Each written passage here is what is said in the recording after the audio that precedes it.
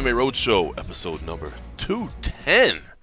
My name is John Morgan. Cold Coffee is with me at the Casa de Cold Coffee in a beautiful Las Vegas. Yes, what better place to be than right here? As we always do, we sit down on Thursday, having a little day game today, a little Thursday afternoon operation, and it is gorgeous, man. As I take a look out of the palatial Casa de Cold Coffee, out of the gorgeous resort-style swimming pool here in the backyard. Yes. The window is open. It's 70 degrees. I'm telling you, April and October, the two best months of the year in Las Vegas. If you ever get a chance to plan a trip, plan it in either April or October, man. The weather is gorgeous, and it is beautiful right now. Sun is out. Nice light, cool breeze. Yes. 70 degrees coming through the open window here. I love it. This is where I normally work. So I literally stare out, and I'll see the pool just sort of like the water just circling around, and it's like my daily meditation moment. I just stare out there. But it's a little mesmerizing. I know, right?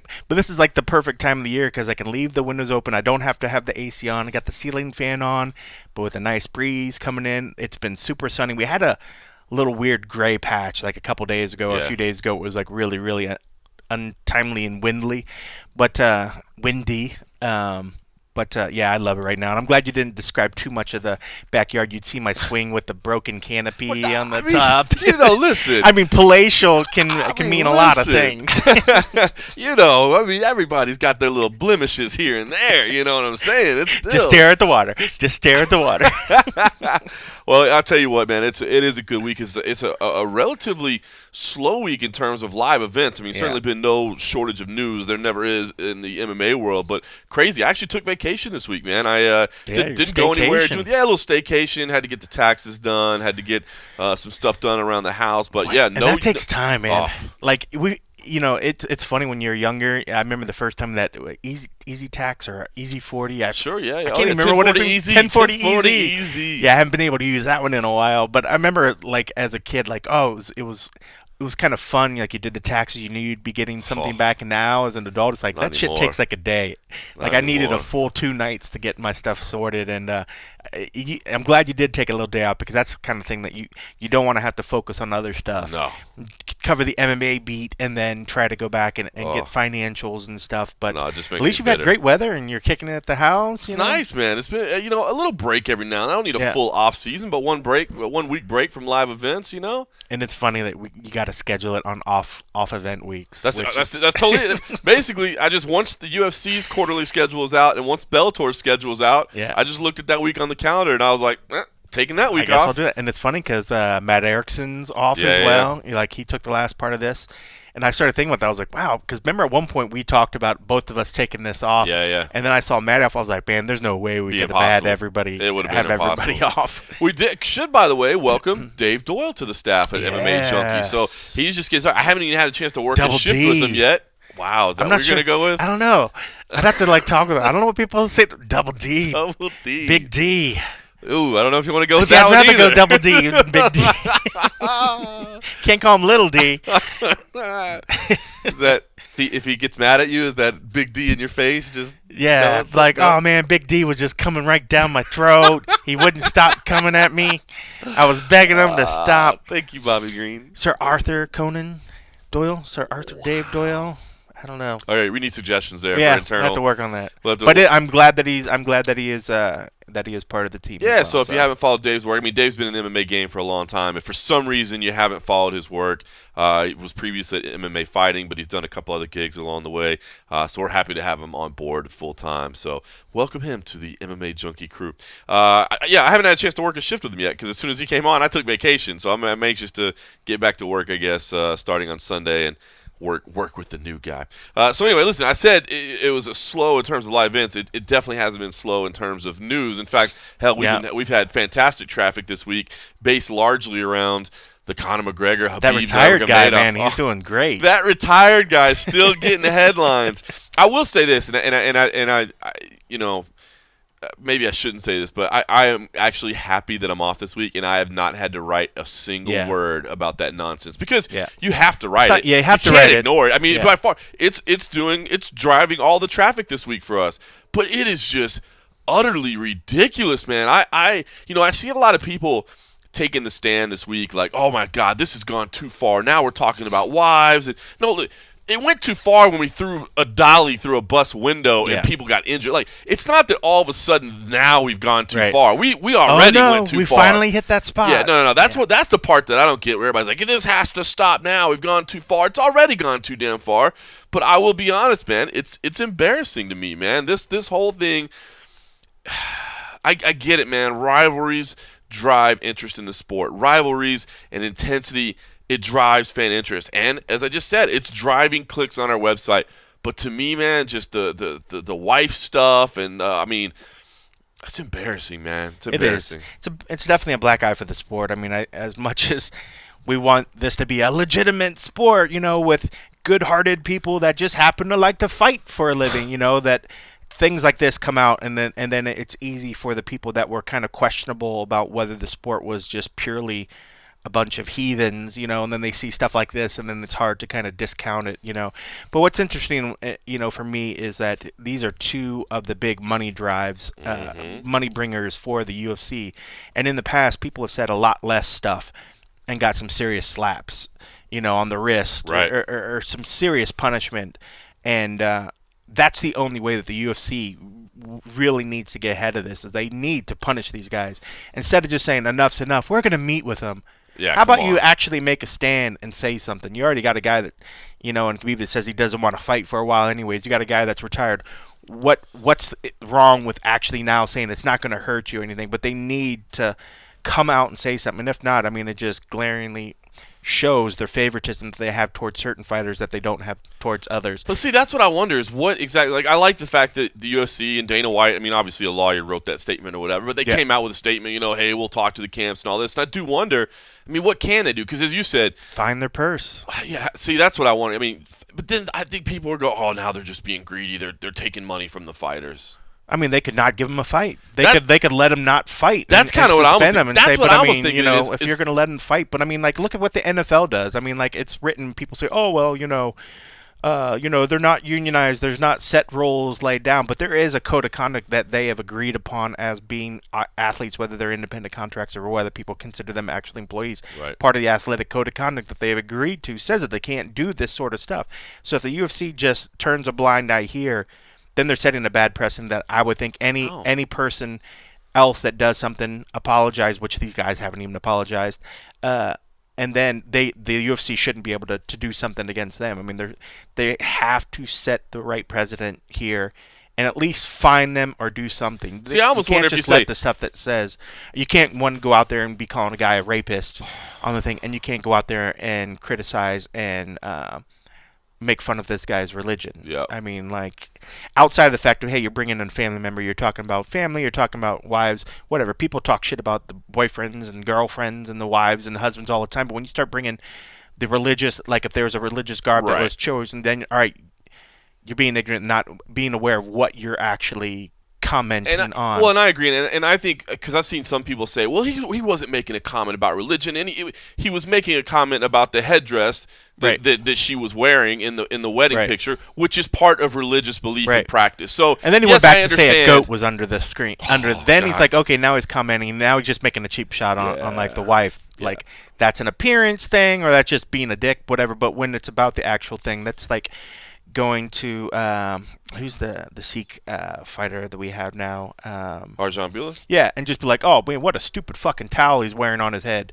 Yeah, like that's exactly. It's putting an ignorant claim towards a garb that's a part of his religion. Correct. So just because he called it a towel or whatever, it's not like he was just like making a comment about the wife. He was making a comment about overall about a religious. And I do think, a lot of people got up in arms when the Nevada State Athletic Commission said, hey, we want to clean this up. This is not appropriate. And I understand why everybody got up in arms about it, but I do applaud them for at least saying something. To me, it is too far. And again, we said it's too far along. You can't just get mad now. Right. You have to have been mad all along. And I think we have been. We've said, listen, this was not right. This was not right. And this is not right. And I just don't want this to become the norm in the sport. And I'll tell you one thing. It's not just about appearances. It does have something to do with appearances and a black eye for the sport and all those things. But the other thing, too, is here's what I worry about is I do worry about safety. And I worry about this escalating to a level, and not just necessarily Khabib or Conor, but you think about fans. training partners. I mean, look, one of the reasons it got so wild in that brawl was because the number of people that got involved. Had it literally just been Khabib and Conor, we just saw that. They were in a cage. But it's all the periphery around them. And then you even start talking about fans. Remember when things popped off at 229? Now, I think people overstated a little bit much of how much clash there was between, like, Irish fans and Dagestani fans, whatever. But, yeah, now you're talking about collections of thousands of people in a building, and then security becomes – That's why I think this is so important. You may say, well, why take a moral high ground? You're right, man. Fight promotion is always going to be fight promotion. They are always going to say mean things to each other. But, yes, when you start talking about somebody's family, dude, you start talking about my kid, like, bro, I'm going to go off. You know, my wife. That's come on, man. Talk shit about me all you want. Yeah. But you start bringing my wife and kid into it, like, now we got a problem. And then religion. And it's just, race. That to me is it. Leave family out of it. And leave race and religion out of it. Right. You know what I mean? There's plenty of things. Just go back to, like, even just the childhood stuff at the schoolyard. Like, I don't like your face. Right. Your breath stinks. Yeah. You got bad teeth. I'm going to bust your face. Cool. Like, hey, you don't need to bring in all the other bullshit. Yeah. Just keep it about what is really going on. And, like, I don't like the way you talk to me. I think that was shitty. Look at how great Askren has been. Look at how great Askren has been since he's come in. And it's not like he's, like, saying anything over the top, but he's getting in sick little burns, and he doesn't even use roasted. He doesn't even use bad language, so you don't even have to beep it out. You can use it everywhere. You can do fight promotion without it going to this level. And I think that's what people need to realize too, is we're not just talking about a rivalry with Khabib and Conor. Okay, if they don't like each other, fine. They can work it out in the cage. You know what I mean? They are in a job where they can literally go punch the other person in the face. Cool, but it's all the people around them, including fans that have no direct connection whatsoever, but they're just so passionate. And this guy has said something that, again, when you start talking about race, religion, that insulted them too, like indirectly, and then all of a sudden, you see crazy. The world is a crazy spot. You see publications that have went out there and did artwork that has,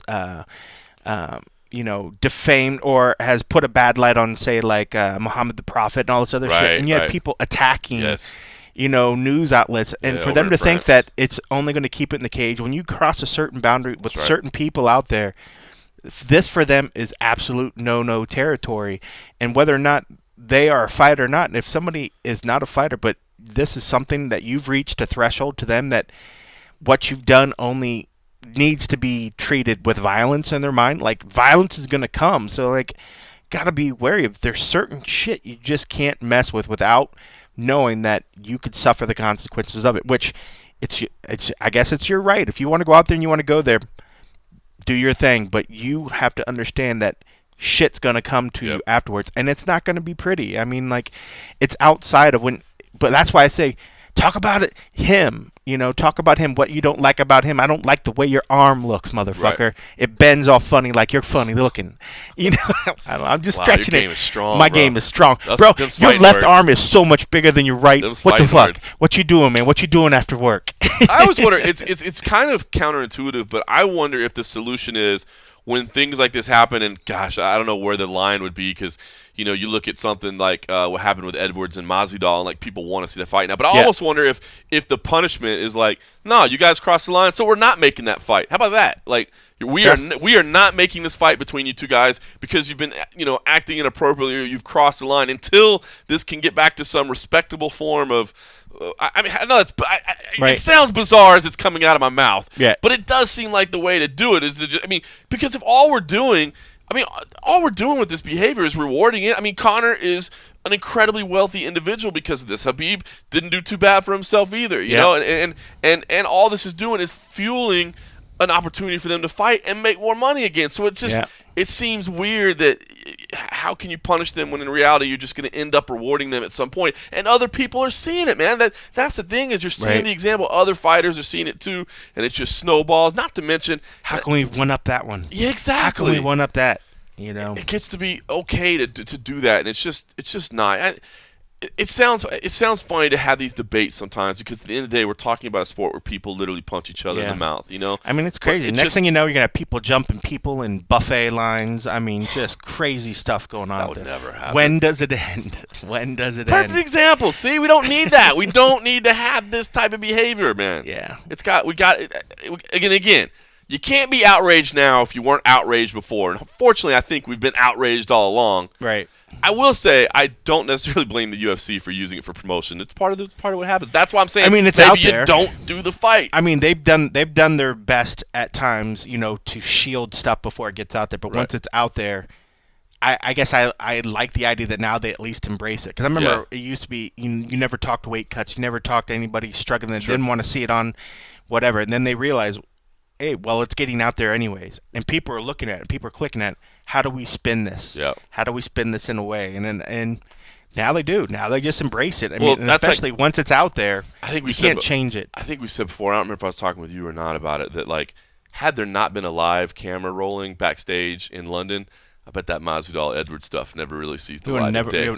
All we would have heard was one of them if one of them said something about it, and then we'd be wondering, I wonder what happened. And then it'd be done. But since it was live, since it was live and since it was whatever, and then they went back over it, I mean, it became the news. Once it's there, that's why people put so much high value on some of this. Just, you have footage, okay, well, let me see it. I love it just because it's there. It could be the worst shot, craziest bullshit, and it looked terrible, but it's that moment. Once you have it, it's like it's gold. Yep. And everybody wants to see it. I mean, because people love train wrecks, man. They love that crazy. I guess look no further than the other thing that's been driving our traffic this week, right? Is Paulie Malignaggi and Artem Lobov and the slap. And it's funny. And it's funny you mention that because I guess the original video that we had was Mike Bond went out to New York for the media day, and I believe he shot it on his phone and the camera. But it didn't even have the slap in it. Yeah. It didn't even have the slap in it at first because I think he said he was kind of late getting to where they were going to face off.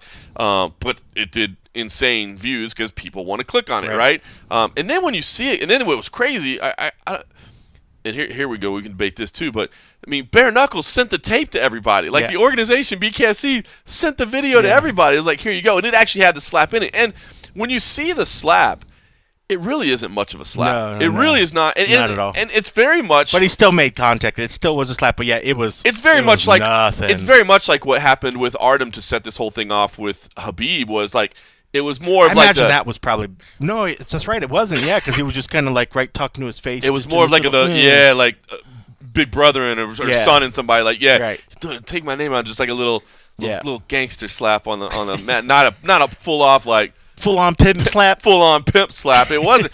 Same thing here with Paulie. But just that whole situation is weird, right? Like, Paulie and Artem aren't even fighting this weekend. Right. Artem is fighting Jason Knight. I was like, why are they squaring off? Why are they coming to do this? I was like, this makes no sense.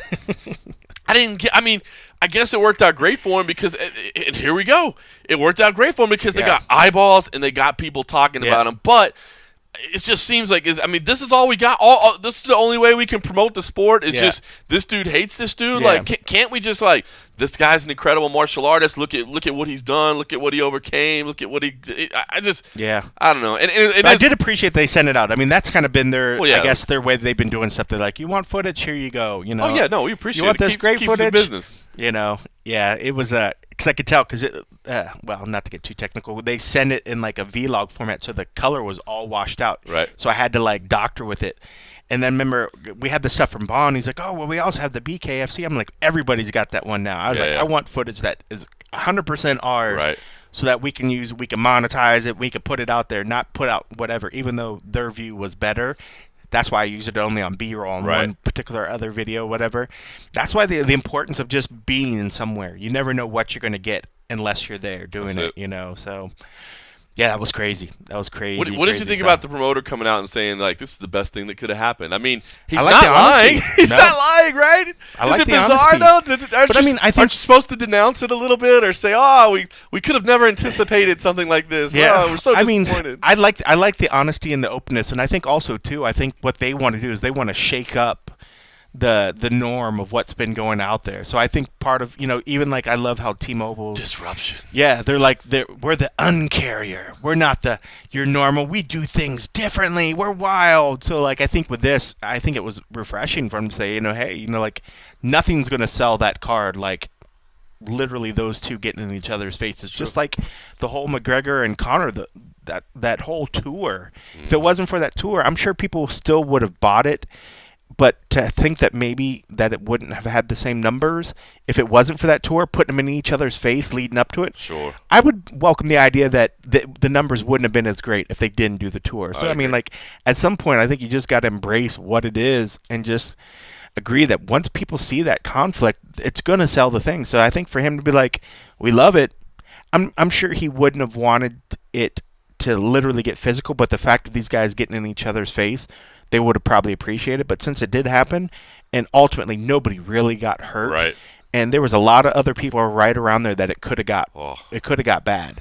But since it was pretty much pretty between those two, since it was between those two, I think they got in and they got out in the best of all scenarios for the most part. I saw a lot of people saying it was disrespectful to Jason Knight, and of course, obviously, we're big Jason Knight fans here on the Road Show. I don't think it's disrespectful because the bottom line is, dude, nobody knows what the BKFC rankings are. Or whatever, right. You know what I mean? Like, if Knight could still whip his ass, and then this fight could still happen. There you go. Knight could knock him out in the first round. Dude, he literally could go out there and throw one punch and knock him out, and you would still go, all right, so Artem and Paulie next, right? Yeah, it's not like they're like, oh, okay, the winner of this fight fights Paulie next. Right. You know, that they're not talking about that. They see this guy, here's a name, has history with Conor's side, and then here's Paulie, who has history with Conor. It just makes sense that at some point these two would fight. That's the only thing I think they were doing. But just so mad. It is weird that it happened to happen and that Knight wasn't there to do something as well. It'd be a little bit better. No, I want to push Paulie. Yeah. I didn't like it or at either. least, maybe it wouldn't have got that heated because, there would have been something else going on that I think when Paulie and Artem got in the room, that became the story. But if there was already Artem's opponent there, that would have been a story that I think the Paulie area would have been able to kind of stay away from because they would have had a major focus of the other stuff. I think it just got to a point where they were just like, well, we got to do this face-off or we got to do whatever, but that wouldn't have probably happened, at least like this, if Jason was there. Yeah. Maybe that one would have happened, and then everybody would have been spent, and it wouldn't have the same build-up. I think it's just a lot of pent-up energy that just had to release itself. See, man, and this is weird because we're starting out this week talking about the Conor Habib thing, like it's gotten to a place that is uncomfortable. This was not uncomfortable. I mean, it's cheap. It's cheap clicks, right? I mean, pushing. So Paulie knows what he's doing. Artem knows what he's doing. I mean, they get it, right? It's cheap, but it's not embarrassing. I mean, is that hypocritical of me to say? I don't think it's embarrassing. I mean, I think it's just real. It's just real shit. There's real heat there, and then we just saw a moment of guys posturing up, but one of them just took it a little bit too far. Felt like he needed to defend boxing's honor, and here you are getting in my face. And I think there was probably some real disrespect in Paulie's mind as for the level of what Artem's skill is when it comes to, say, boxing or whatever. So I think in his mind he's like, well, this guy is a joke. He's been following this guy's coattails that I don't appreciate. And then get him in the same room and then hearing some of the stuff that he feels like Artem was been talking about boxing. I think he just wanted to show something. I mean, he took it a little too far. I mean, Paulie didn't need to take it that far. Right. But also, I mean, I think it'd be a different situation if they were just out on the street and they passed. I don't think it would have went that far because I think... Because there's no cameras? Because there's no cameras. Yeah. And if it comes down to when it's outside and you're just picking a fight, that's going to become an MMA fight really, really quickly. Oh, yeah. That's not going to be a boxing match. That's a good point. But at least in this situation, I can get a little slap off because when you look to see when they initially do the slap and they separate, you see some of the people that were the Malinaji nut huggers that kind of swarmed up around him, turned like when you're boys, like if boys fight boys, and something happens and say there's maintenance indicators, you see the guys that kind of form the circle and then they turn around. So there's a couple guys that form that circle and turn around so that if there was another attack, almost like they'd be the first wave. Right. They had those people with them. That happened because there were people there was security there. If that shit happens in the street and you guys just happen to bump into, one, I guarantee you're not going to have your crew with you like that. They're not going to think like, oh, hey, I'm going to muscle up because then shit's going to get real really, really quickly. Yep. That's why I saw where something like this can happen because it's still a controlled environment. You might get a couple shots, but somebody's going to put hands on us to separate us. You know you're going to get pulled away. That shit happens. They just meet in the MGM lobby. There's no fucking guarantee. Yep. One, security's not going to get there for it, and I'm going to literally get my hands on you, and something's going to happen. And it still boils down to, yes, I think Paulie's boxing can definitely piece up Artem. Sure. Artem's got good hands, but Artem's an MMA fighter. Yep. Paulie's not an MMA fighter, Paulie would get his ass whipped in a street fight between Artem. I agree. And if people think that that's not true, I think you're just fooling yourself. Yep. I mean, in a boxing match, yes, I think Paulie pieces up Artem. Of course. But if there's no rules about me grabbing hold of you and throwing you on the ground, throwing elbows and literally choking you and trying to rip your head off, Artem's gonna fucking destroy him. I would agree. You know, and Artem just has for him to be able to maintain his head strength at that moment. He stayed pretty. I mean, he was throwing some words, but ultimately, he was still pretty cool in the head. Right. Paulie just had to keep chirping. You know, it was like that point where he finally got himself to that point where he slapped, but then he still had to keep venting, keep himself pumped up. You know, that's the part where Artem. Yeah, that's the part where I felt like Artem was becoming like the killer moment, where it's like if stuff would have happened from that point, then it would have been on. Then it would have been real.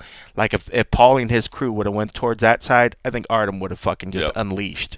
And I'm not saying he is the most devastating, kill him MMA fighter, but he would have wrecked any of those people that were coming towards his way. Hundreds more hours of ground training with like legit shit, you know, like so. I don't know. It's just crazy, but I mean, I don't fault BKFC for pushing it forward, for doing whatever. I did feel bad about this particular situation.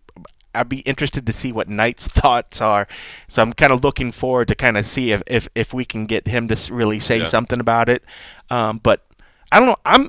Are you going to watch this weekend, you think? I was just thinking that. I kind of want to watch it. There's nothing else. Now, I kind of want to watch it. Saturday night, I will be making a return. I got another commentating gig. I'm going back to Tough Enough, man. Nice. I'm going back to work with the Tough Enough crew again. So on Saturday night, I'll be working that in addition to the Cage Fury job that I'll start next month, which I'm excited about as well. But if it wasn't for that, and because by the time I get done, the results will be out there, and I don't. Where are they putting that show on? Which one? The Tough one. Oh, it's at the Orleans. Yeah, it's at the Orleans on Saturday. So by the time I get done and out, the results will be out there, and I don't think. What time does this fight card I don't think I'd want to buy it at that point. But if I was just sitting at home, if I wasn't working that night, I think I'd buy it. There's no other combat sports on this weekend. It starts right at 5 p.m. Prelims are at 5. I think I'd watch it. Isaac's Valley Flag's on there. Is he really? Yeah. I didn't know that. I haven't seen the full card. Chase Sherman? Chris Liebman. Wow, I got like... I know.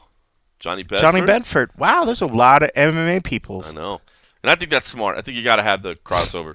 I think having the crossover helps. Makes me want to watch it. Yep. Even more so. I mean, I was kind of interested just because I wanted to see Lobov. But now you know there's so many names. But now that I know that there's other ones, I'm like, wow. So they can count on your 1995. Wow, that's much, huh? Is that how much it is? I don't know how much it is. I just made that up. Maybe it's more than that. I don't know if it's more than that. I was like 1995. That sounds pretty cheap, right? Yeah, that's not a. It's probably way more than that. I don't see the price. Doesn't really say.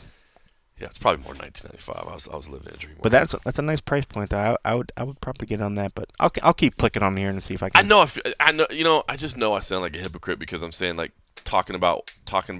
Well, I don't think I am. Family, race, and religion should not be involved. If you want to slap somebody or push somebody, I'm okay with that. Just leave race, religion, and family out of it. That's not much to ask, right? I think there's plenty hypocritical, right? There's plenty of other shit. People always say that we don't have our vocabulary is kind of went to shit, and I'm a perfect example of that. Right.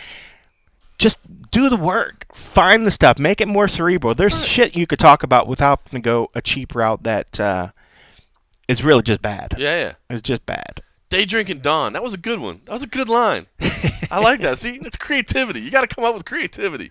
All right, listen. Outside of the $29.99 on the old. That's not bad. It's better. Would 24 have been good, or was 19? 24 would have been better. 19, I definitely would do it. 29, man, we'll see. Because the same thing when I did that. When I did that, you can just expense it. Expense it, bro. Then I maybe would. Because it's the same thing that one of the last ones I did where we only got that one fight, the Mayweather. Yeah. Watched it and then immediately had fucking buyer's regret afterwards. I was like, oh, that fucking sucked. Yep. Like, this one maybe not so much 30, but I'm like, come on, maybe there's quite a few deal. Fights in there. There are a fight, but then it was like 4 or 5 fights. Is that worth $30? That's half of a pay-per-view. Come on, man, support the sport. All right, listen. There was some MMA stuff going on this week. I didn't go because I was on vacation, and I decided, you know what? I should not go. But Marlon Moraes was in town in Las Vegas. And He no was. disrespect to Marlon. I like Marlon a lot.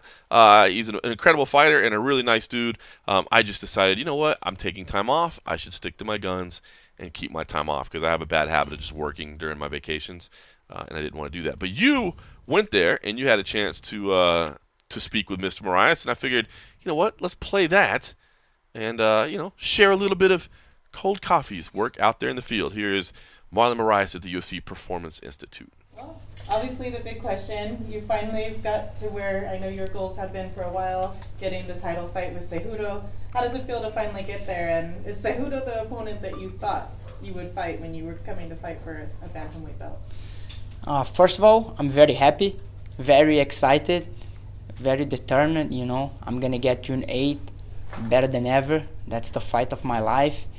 And I'm bringing the pain for Atlanta. Everybody know what I like to do. Cejudo knows what I like to do, and he better be ready because it's gonna be a tough one for him. Unfortunately, he hit the lottery. He's next. So I was looking to fight different guys, 135 pounders, but he stepped up. Hats off for him. But after the fight, he's gonna regret. How do you feel about that? He's fought mainly as 125, and now he comes up to fight for the belt as opposed to somebody in the division. How do you feel about that? He never fought anybody like me. I know that 100%. And he's a tough guy, He likes challenges. He wanna be a hero. He wants to be one of the best ever. But between be the best ever and him, that's me, Marlon. And I don't think it's going to be an easy way for him. Is there any part of you that's disappointed that you don't get to face TJ Dillashaw? Yes, it does. He was the champion, He defended a couple times. He's one of the best in the world, I think.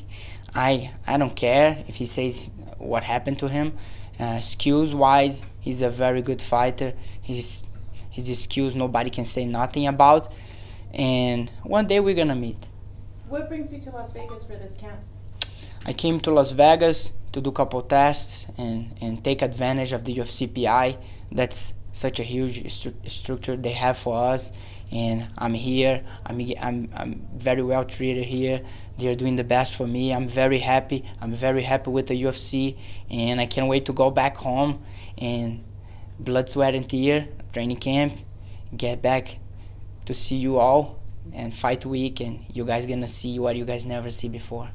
What did you think about TJ giving up the belt so easy? I think a lot of fighters, when something like that happens, they want to hold on to the belt, until all the things get worked out with USADA and everything. Did you guys appreciate that he relinquished the belt and freed it up for you guys to be able to fight for? No fucking way. That's his move, And that's the part I don't like it about the whole situation. He's trying to trick the fans and tell everybody that he did this because he's a great guy. He wants to see the division flowing. Of course not. He's away forever. He never say yes to fight me. And he's just tricking the fans. But I think everybody saw that. He come up with a notice in the morning and he was just anticipating what the UFC and USADA was going to do later on. And a lot of times it feels like fighters always hear things behind the scenes that we in the media never get to hear. Are fighters talking about TJ? I mean, are they thinking that something's going on that we haven't heard about? A lot of haters, A lot of people hate the guy. The guy is one of the best ever. Everybody keeps saying, oh, he cheats, he's this, he's that. The guy's good, man. You can take whatever you want if you don't go on occasion, do what you have to do, fight, do what this guy does, like wrestle, kickboxing. He's good everywhere. So people hate the fact that he's a champion, he's a good champion, and everybody keeps saying, oh, this is just because he got caught, oh, he cheats, that. Then cheat and win the championship, and I will see if that's easy, What are your thoughts on the fact Henry said, I'm going to be the guy that's carrying the flyweight division, I'm going to put it on my shoulder, but then he still goes ahead and now is jumping up to 135. What are your thoughts on that? Bullshit. It's all Henry had such a big ego, everybody around him knows that. He likes everything for him, and he wants to be two division champion. He's not fighting for 25-pounder division. He's fighting for himself. We fight to ourselves, but he's just not saying. He's just trying to be the good guy, but he's not. How did the World Series of Fighting, when you look back on your experiences there, how did it prepare you for where you are now? Man, the World Series of Fighting was a gift from God to me, you know. Made me a lot of money and made me who I am now, a good fighter, well-rounded, and I got the experience. I went backstage, I seen everything I see in the UFC. I had tough fights. I was put in bad spots. I was built. I was getting built to get here to the UFC. And since I first signed with the UFC, I said I'm here to be a champion. I'm here to fight with the best, and this is what I'm doing. Did you feel anything when you came over to the UFC? Because a lot of other organizations, they don't seem to be, it's highly thought of as the UFC. And then did you experience anybody looking at you? Maybe you have to prove yourself. Yeah, all my road in the World Series of Fighting, I heard that. Oh, he's good, he's a champion, but he's not in the UFC. And now I'm here. I fought every guy I fought was a top 8 fighter, and I beat all of them. I knocked out 3 guys. I dropped all the fighters. So I'm on the level, and I prove it. And it's just a matter of time that I show that the World Series of Fighting champion, now it's going to be the UFC champion. Marlon, what brought you to Vegas? Why are you here?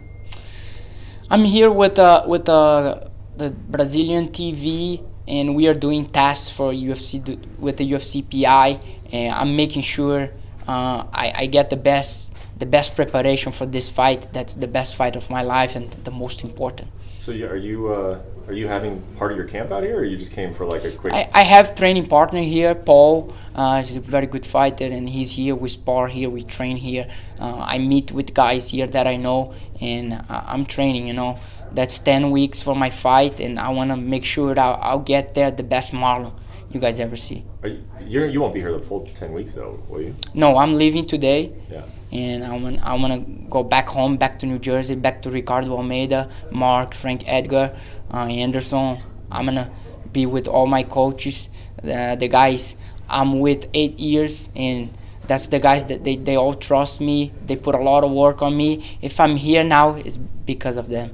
A lot of guys, when they're going into a title fight, they renegotiate their deal. They get a new contract. Did that happen for you? Are you on a new deal? I'm not worried at all about that now. I know the UFC recognize. A lot of people talk, oh, heavyweights finish fights. That's that and that. But man, I finish fight. I don't go in there to outpoint anybody, and I'm different. They know I'm different. They know what I bring to the promotion, and I'm always game. I'm always saying yes to fights. I'm there to fight. They want to have a champion like me. They know this division is not gonna stop. I'm gonna be a good champion. I can't promise I'm gonna always win, but I'm always gonna show up. And so, are you going into this fight on the very first UFC contract you ever signed? Are you still on that first deal? Yeah, I'm still but I'm very, very excited for what's coming, and you guys gonna have very good news soon. Okay. Where is this? It seems like you and Henry don't like each other. Where did it come from? Because it just seems like you two really wouldn't have crossed paths much. Yeah. It's like that. I just don't like the guy, Like sometimes some people you look and you don't like. I don't like him. I don't like his attitude. I don't like how he talks. I don't like how he acts. And he's on my way. He wants what I want, and that's not gonna happen, And it's gonna be a very happy night for me to have an opportunity to be locked with him inside the octagon and people watching, I'm excited to put a bid on him and show to 12,000 people in the arena. And you were talking about you're an exciting guy, and the UFC knows that you finish fights. Like, top 3 finishers in the sport, who are they? Like, guys who can finish a fight, the top 3 in the sport right now, who would you say they are? Man, it's hard to say, but I'd say the guys that finish fights, I see. Man, you got me now. Put you on the spot? Yeah, you put me on the right spot. I thought about me, I've been following UFC, and I like Johnny Walker. He's a guy that if he puts his hand on you, you're gonna go down. And I'm not like a biggest fan of him because he just got into sport, but he's a very excited fighter. And the fact that you say guys that finish fight, and I seen him like a finish, and I used to love it. Anthony Johnson too. He was a guy that he can crack. Francis Ngannou. Meaning most of the guys are big, they're not little like me. Marlon, in your personal opinion, do you think TJ Dillashaw's been cheating for a long time, or does it correlate to his weight cut to 125? I can't say anything about that, you know. I'm not with him, I'm not him, and I can't judge him. One thing I can say for a fact, he's a good fighter. Nobody can blame that, you know. That's my opinion. If you look at the top of the bantamweight division, you beat those guys. Do you think Henry Cejudo is a worthy opponent for you right away, or someone else in the bantamweight division is worthy of opponent for you to fight for that vacant title? Henry Cejudo is only on the wrong spot on the wrong time.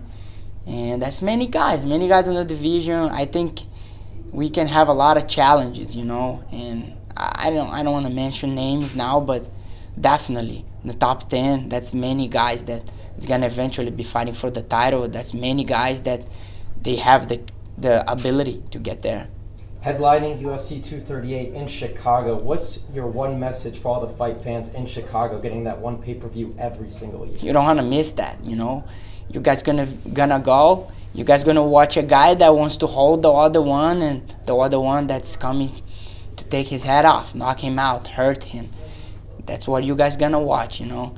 It's gonna be fun. Look in his eyes and see the desire. Like, oh, I have to take this guy down. My striking is not good. I can't keep up with this guy. Oh my God, you know. You guys don't want to miss that. It's gonna be really fun. When you look at TJ, when you see the growth in his, I'm not TJ, I'm sorry, with Henry, when you look at the growth, I think a lot of people always expect, oh, he's a great wrestler, but did his striking impress you? Not at all. Not at all. He's a wrestler. We all know that. First punch he gets him, he's going to start thinking about takedown, first kick. And he's a good fighter. He's an excellent wrestler. But striking-wise, he's not on my level. So if he thinks he wants to stand and bang, it would be a mistake on his part? Definitely. He's not ready for that. You've trained with Frankie Edgar for quite some time, and what's it like working with that kind of caliber athlete and somebody who's been in the biggest stage of his, UFC career, having won belts and all? Like, what's it like to work under somebody like that and to work with them every day? Man, I'm honest. If not for Frankie Edgar, I don't know if I was gonna be here today. You know, he's such a model for me. I always look up to him. I seen a lot of champions. And when I saw him for the first time, I said, man, I want to be a champion. This guy is a good model of a champion. And being in the gym with him is just amazing. He's one of the best fighters I ever been with. His capability to adjust to every game, every challenge, every martial art. Like, he can fight a wrestler, very good. He can beat a wrestler. He can beat the jiu-jitsu guy. He can beat the striker. He's a well-rounded MMA fighter, and since I see him, I want to be like him, and I learn a lot from him, and I want to keep learning and just be a little bit of his. What advice has he ever given you that like stuck with you? He always told me I could go wherever I want, you know. I just have to believe in myself and no hesitation, you know. Just go, you know, believe yourself. You can do whatever you want and just go. Don't think, just go. Marlon, TJ went down to 25, and now Henry's coming up to 25. Do you have any aspirations to ever go down to 25 or go up to 145? Or it's kind of hard for me to go down to 35 to 25. I respect TJ. What he did was very hard, but I just cannot. And the 45 divisions, the guys are taller than me, and I think I'm a big disadvantage. And I don't know. I could try. And I told the UFC couple fights they have problem. I offer myself to fight in a short notice because I'm always game, you know. But didn't work out. And I want to win the division. I want to be the best 135er, and I want to have the belt. My goal now is this. Which ones did you offer to take on short notice? The 45 fights. I took couple. Korean Zombie when the guy got hurt. That's the last one. Fight. Frankie got hurt and we offer, but we didn't get to the fight. You and Henry have the same management. Is that weird at all? Not at all. No? I'm happy for Ali. You know, He's doing well in what he do, and he's weak. I always tell this to him. You equal to all your fighters, you know, and he's my friend. I've been with him a long time. Henry is with him kind of shorter time, you know. But that bothers me, you know, not at all. It's me and him. I'm going to fight Henry. I'm not fighting Ali, anybody else. Some people worry, oh, this guy's going to watch, he's going to say. Doesn't matter. You can say whatever you want. I'm going to do, you know. Who do you think Ali likes better, though? You or Henry? I don't want to say. You guys just think. Hey, is there any disappointment whatsoever about you get to fight for a UFC championship, you get that opportunity, but you don't get to take it from somebody? It's a vacant belt. Is there any part of you that really wishes there was a champion that you were going after rather than just a vacant belt? I'm fighting world champion. He just beat the 135-pounder champion. He's Olympic medalist. I think I'm in a good spot. No, it's a very good opportunity for me. I don't think any other champion is gonna have any other contender is gonna have the opportunity to challenge against somebody with such a high like he have a good resume.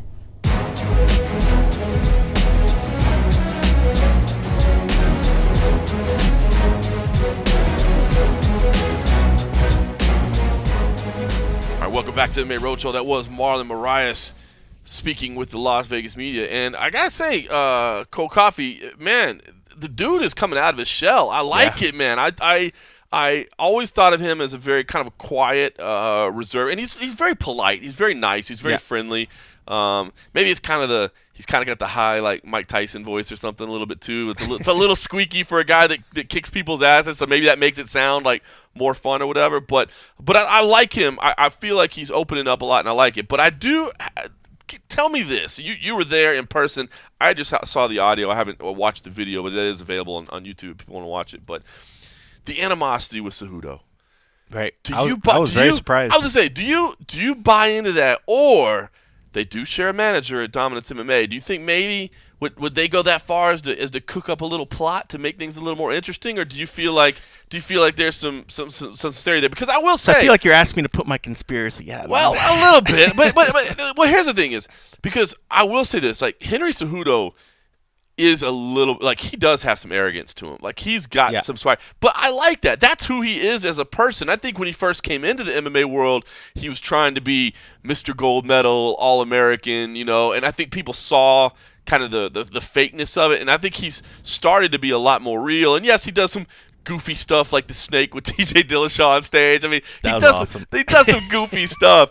But I do like that Henry has a little swagger. I do like that he has a little cockiness. And so part of me believes that Marlon could just look at him and be like, I do not like this cocky guy. But the other part of me is like, I wonder if maybe there's just a little bit of Dominance MMA, you know, cooking going into that pot. I can definitely see that. My conspiracy side would completely agree with that. That why not? You know, I can definitely see where management would, conjure up that little scenario. But there was something in his responses and seeing his body reaction that it rang true. Like it just felt like there was something for some reason. Maybe they just never had a connect or something. Maybe it was a fact of, he was there first, then Henry came, and became underneath Ali, and then maybe he was this highly touted guy, and maybe he never proved himself initially to Marlon. Maybe Marlon was always like, well, who's this guy? Why is everybody kissing his ass?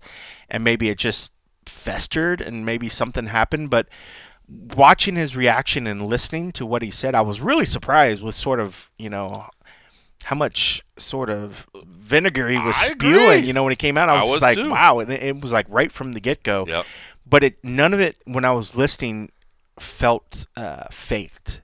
I agree. Just trusting on, his body type, what he was saying, his body language, and just his delivery, like it felt real. So if it wasn't, good on him. Like that motherfucker. He sold me. But yeah, I just think that maybe there was just some sort of disconnect. I think the fact that they are under the same management, they've never tried to either push them to be friendly, and they've never have taken upon themselves to make it happen. And I think, whatever sort of happened off to the side that maybe has never came to light as to why maybe there would be some beef between them. something is definitely there. So it's interesting because it kind of felt like he definitely has beef to want to hurt Henry, which is like, wow, you guys are under the same management. You guys don't really even fight in the same league, but and you guys are ultimately sort of on the same sort of team, if you will, if you think about in terms of having the same manager and running some of the same circles. It's kind of weird. I know that it was a little surprising. So much anger there. I'll be honest. I do not particularly like this fight. But I do think it was the right fight to make, I guess. I wish, there's so many deserving guys at bantamweight right now. That division is so interesting, obviously Pedro Munoz, very, very deserving. Aljamain Sterling has gone on a good run since losing to Marlon Moraes. You've got some deserving individuals there.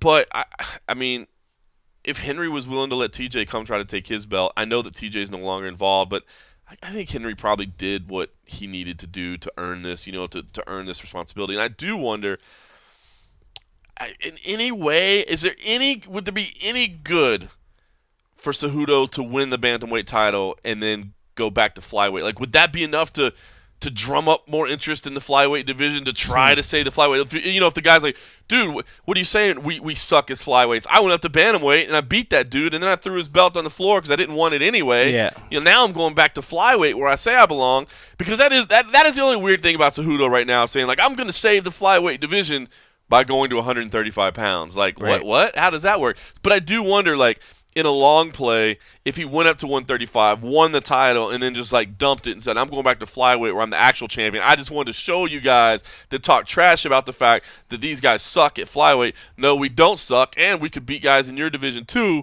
but I'm more comfortable at 125. I mean, I don't even think, would that be enough to maybe drum up some interest and keep the flyweights around? It definitely drums up interest, but I think it to me, it would drum up more interest just in Henry's, like, to want to follow Henry, and watch more of him.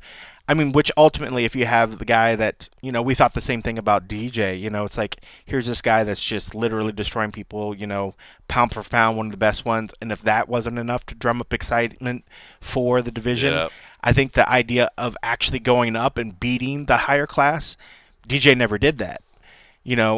So if he was able to do that and then come back down to the 25 division, I think it'd be hard to discount or have people not give attention to the fact that the champion of that division also is the champion of the division up above it. Right. Maybe, hey, let's pay attention to these 125ers. Yeah. I don't know. I mean, you could almost test the theory of by being able to go up to 35 and come down would help the division set up more fights between 25ers and 35ers. Maybe don't make it only have to be the champion that's doing it, if that's how they think it's going to drum up, because ultimately I think it's just about the fighter. I mean, and this is the point I think Marlon was trying to make. It's not about the division. It's about Henry's ego, and he wants, wants to come do it for himself, which he's not wrong in the sense, like, this would totally help grow the profile of Henry Cejudo if he can go up and get this thing. I don't know if I initially, when I say, man, what an awesome feat, I don't my head say, that was an awesome feat for that flyweight to do. Right. I think that was awesome that Henry went up true. and did that, So I'm still ultimately going to think of Henry when I do it, but it is nice to think of the division and say, all right, the champion of this division was able to go up and do it. Does that mean everyone in 25 can do that? No. Not really. So I can't really say that him by doing that's going to save the division. Yeah. But I think if he goes in there and he starches Marlon and he's like, look, I'm the best, but I choose 125, which is full of badass motherfuckers. Y'all need to watch the 125ers, and start talking about and bring the spotlight back on the 25. That'd be legit. Then I think people will be like, oh, well, shit. If he's saying it, maybe there's something I don't get about this 125 that I've maybe missed. But ultimately, it's going to benefit Henry, and I think it would be amazing to see him go up. I'm still sticking with the mindset of, I get it when it was supposed to be Henry and TJ. That was the payback. Yeah. You came down. I still think the other guy should have got it, but since of the fact that he's not taking it from somebody, it was a vacant belt, why not let the guys that were already sort of vying for that belt fight for it, and then try to take it from them. And then take it from them. So I think it should have been. Liked that more I think too. it should have been like Marlon and like Aljo or something, or Pedro. I think then Pedro, let Henry come up and take the winner. I think Pedro and it would have been the right one to sub in. I think Aljo was just right on the outside of that. I mean, you could take Henry up any fucking time. Yep. I mean, like it's not like it had to come up and do it while there's an interim belt. And then you're actually beating a champion, not just winning a vacant title. Marlon title. did talk about that though. That is one of the things. Like, he's still a champion. Yeah. He just beat the bantamweight champion. Right. So, and the guy's an Olympic champion. Yeah. What higher accolades? He called it resume. What else do you need to beat? I'm already beating the champion. And I was like, dude, that's a great fucking point. It's true. Just for the fact that he doesn't have the 35 belt around his head. Yeah, Marlon will be beating a champion. He actually beat him. It's a great like, point. he beat the champ already. So, in all aspects, he is the champ without the belt. So. I like it. Hey, by the way, man, you brought up Demetrius Johnson. Hey, Demetrius didn't just cruise over there, man. He got pushed. Those one dudes are fucking. If people weren't paying attention to some of the cats, like, they didn't give him or Eddie easy fights by any means. Dude, and you know what? And I heard some people debating that one made a mistake, like this was bad for one. To me, this is the greatest. Both of those results were great for one because now you see hey, we got real dudes. We got real dudes. Right. If Demetrius and Eddie come in and starch two dudes, that doesn't do you any good. Right. Everybody be like, oh, that's what we expected. Yeah, of course they're going to beat these crappy Asians. Right. You know, now you're like, oh, well, they got a roster of some people over there. Man, I thought DJ was in a scrap. That was, I mean, both of them. Eddie, it's just unfortunate. Like, he ran into a bigger, stronger dude that had a better night than he did. But DJ, that fight, that was a scrap. Yo, I want to see fight night weights in one championship, man. Those do not. I mean, I know they do that different testing where they're not making them cut and the hydrated test. Those people do not. They did not look like Demetrius and Eddie both looked outsized. Yeah, big time. I don't. I forget the name of Eddie's Magomed or Timothy Nasukin for Eddie. Yeah, and then he was fucking huge. Monster, dude. He was huge. Monster. I mean, I was like, wow, Eddie. And I think after a couple of those shots, he was hurt. He was just hurt bad. But yeah, I thought it was. I thought those were good results for one championship. Now, I did get a little tired of watching. By the way, I was exhausted. That was a long weekend. There was so much. Yeah, I can't believe I stayed up to watch that. I did too, but I was exhausted. But the fact that they just kept calling it the biggest martial arts show in history or whatever, like, come on, bro. Yeah, I started falling asleep during some of the kickboxing fights. I was like, can you please get through this shit? Can you please get through this? All right, listen. I should say, by the way, because I don't always do it, but if you like what you're listening to, do us a favor.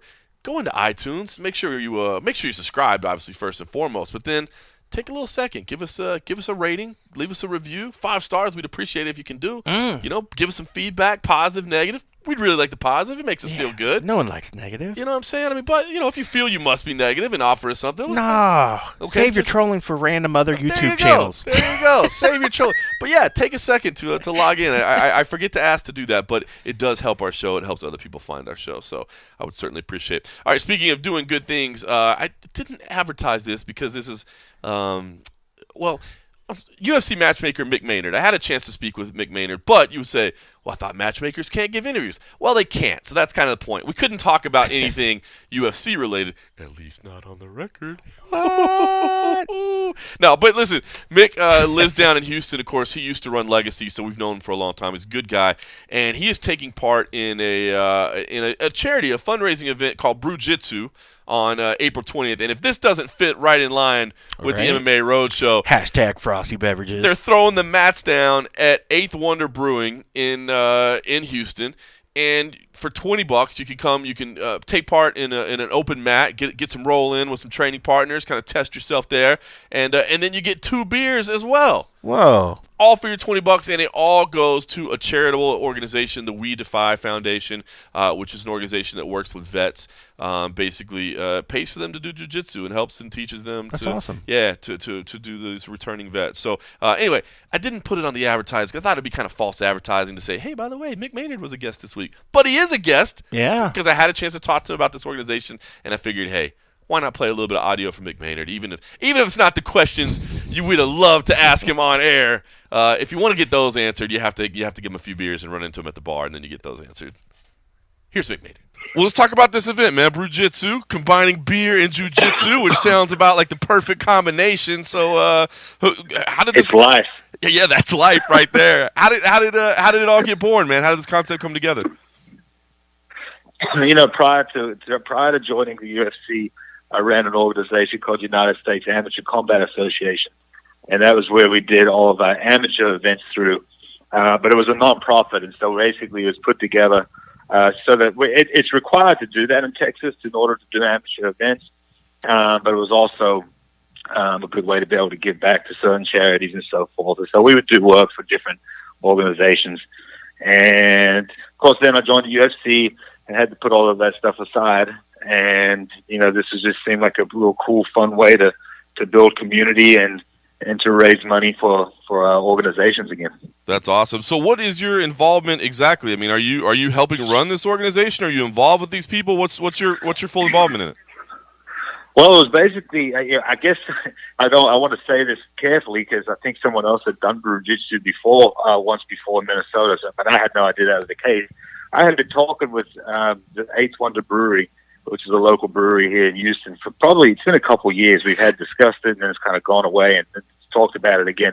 But truthfully, our idea was to just get a bunch of guys together, do jiu-jitsu, and then have some beers. Not bad. Then exactly, which is also cool. But and it's still what we're going to do. But I just kind of wanted to try to find different ways to get back involved in giving back, I guess you could say. And it's also nice when it can be fun for everybody. And so I kind of took that old idea that I'd had a couple of years ago and kind of brainstormed with one of the guys I'm doing it with down here. It's Brian Marlon, who's president of the We Defy Foundation, and he also owns Henzo Gracie Houston down here. And we just started talking and went out there and put it together. So yeah, I'm basically going to be hoping to run this thing. That's awesome, man. So, should say for it's two beers, it get you $20, or excuse me, $20. I should say, get you 2 beers, and you get access for the roll. It all goes to the charity, as you said, the We Defy Foundation. What is the We Defy Foundation for people that might not have heard of it? We Defy Foundation is for disabled vets, and it pays for them to do jiu-jitsu. So there's many gyms, I believe, across the country. That are, I guess, We Defy Foundation members, if that's the correct way of saying it. And We Defy Foundation basically raises funds, pays for their membership, pays for them to do jiu-jitsu. And obviously, being disabled vet can cover a variety of things. I mean, it can be, anything from being lost limbs to PTSD. I mean, there's so many different variables when you use that term. Mm-hmm. And I think that it's pretty significant. I think it's been proven that something like jiu-jitsu and going out there and putting it all out on the mat, so to speak, is an incredible way of staying in the moment and getting your head right. Yeah. I know for myself, if I don't do something it's usually 4 days is my limit. If I don't do something, well, my heart's about to explode, basically, or something super strenuous. After 4 days, it starts affecting my mood horribly. And even people close to me know that about me. They even ask me, "Have you trained in a few days to do something?" You're an asshole. So obviously it has so many benefits. So, and that's what this particular jiu-jitsu is going to be for. Very cool. Who do you think? Yeah. Who do you see people? I mean, who do you think should come out? I mean, do you like? I mean, do you see this as like jiu-jitsu head, total grapplers, or do you feel like if somebody has never been exposed to it, maybe they're just interested? I mean, what kind of person do you think should come out to this? I mean, of course, our first and foremost are reaching out to the Brazilian Jiu-Jitsu community, and it's all families. It's families, kids. The kids can't drink beer, but the kids are allowed at the brewery, and they can watch, and people can just not even participate and come and watch, and it won't cost them a dime if they want to buy a T-shirt, if they just want to donate. We're taking anything we can get, and all proceeds are going to We Defy Foundation. But of course, first and foremost, we are trying to tap the Brazilian Jiu-Jitsu community, or the MMA community in general. Jiu-Jitsu and MMA community. Brian, who once again owns and runs, Brian Marlon, who runs Henzo Gracie Houston, already has, and this is another reason why I reached, besides being under Henzo Gracie myself, I've reached out to Brian because he has the largest open mat weekly in the city. Oh, and wow. It's a true open mat. So he invites people from. He doesn't care what gym you're from. He doesn't want to know. It doesn't matter. It's not a recruitment effort. He literally is trying to get the entire BJJ community in all of Houston to come and just roll and have a good time and go. Never have to speak. That's so awesome. There's really no sales pitch. And so it's a real honest way of trying to get people together. So it was a no-brainer to get him involved in this, because I think we'll have a natural group of people that feel okay about going out, because a lot of times people get a little political and sensitive about that. And so hopefully that's not the case with this particular one, because it really is going to be a lot of fun, and it's going to raise money for a great cause. That's awesome. And the big question, of course, is do they get to roll with Renzo Gracie black belt Mick Maynard? Because that's really the sales pitch here, isn't it? I've got a feeling that people are going to want to kick my ass. That's what I'm going to take it. I'm going to take it for the team, and I'm going to come on with it. It's okay. Maybe I don't know about after the beers. Maybe I do need to have a couple of beers first. I got to figure that part of it out. But absolutely, I'm looking forward to getting a couple hours of training in, and then Eighth Wonder Brewery has some other things going on afterwards. I might stay and hang out a little bit longer. And our goal here, John, is not to only do one-off. I think our goal is to build this into something at the beginning, because we're obviously in the learning phase. So we'd like to be able to do this probably once a quarter here in the Houston area. Yeah.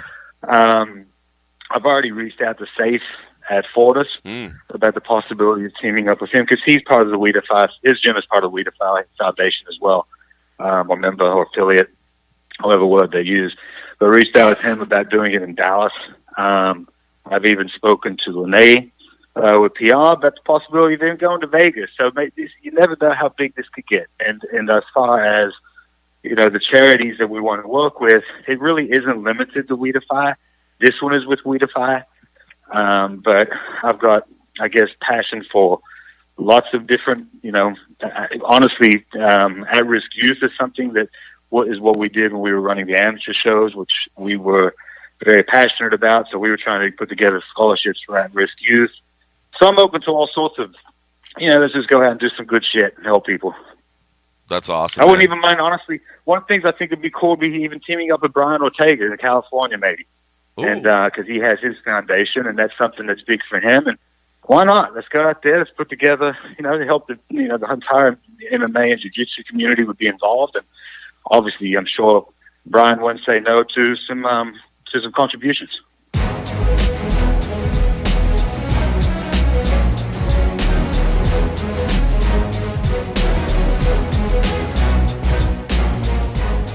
All right, that was Mick Maynard. So if you're in the Houston area, be sure and do him a favor, do us a favor. Go roll for a good time. Or if you're not into jiu-jitsu, just go drop by and do a little donation, get a beer, and hang out and have fun. Just hang out. They're going to have a DJ there. They're going to have other stuff going on. I think Mick said he'd hang out after the kind of the scheduled window. Maybe if there's any fans that just want to shoot the shit or whatever. Mick's been known to throw down a few beers or so. I think he'll be there. He will have a frosty beverage, I would say. So go down there, take part, and if not take part, go take over. I was wondering if you were going there. I was going there. As soon as you hear take part, you know what's coming next. It's ruined. By the way, for all the criticism that we may have of the Conor McGregor, Khabib Nurmagomedov stuff, the April Fool's joke was pretty good, right? The chomp chomp rosé.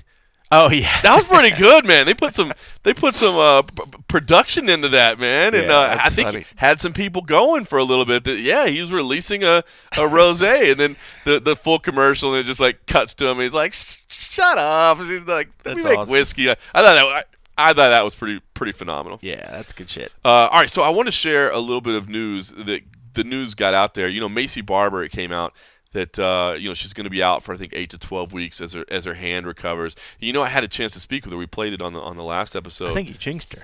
Well, the thing is, so I think it's okay to share this now, but she was like, "Hey, so here's the thing. My hand is kind of jacked up right now." And she's like, "I don't know if it's broken or not." So like when I went to shake her hand, she was like, "Give me a little elbow fist bump or whatever." And she's like, "I don't know if it's broken." She's like, "It hurts, but I don't know." Yeah. She's like, "So I'm waiting on some test results and some scans." Damn. So she was like, "So could we A, not talk about it, and B, do you think you could frame it out of the video?" So I tightened up the shot a little bit on her so that it was not make sure her hand wasn't in there. So that was kind of a little funny. Had something on it? No, that's the thing. Okay. So that's what didn't make me worry is she didn't have anything on it. She was just walking around. Yeah. So I was kind of hopeful, so that she'd be able to be healthy and she was okay. I mean, she was like, I'm pretty sure it's okay, but it turns out it was broken. She'd be out of it. But I just wanted to share that little behind the scenes moment there. The more you know. The more you know. I was kind of hoping for her that it wasn't, because she's on a little roll, and I think she's anxious to. That was a good scrap. It was, and she's anxious to get in the spotlight and to keep that that was a good win for going. her. That was a good win for her. All right, listen.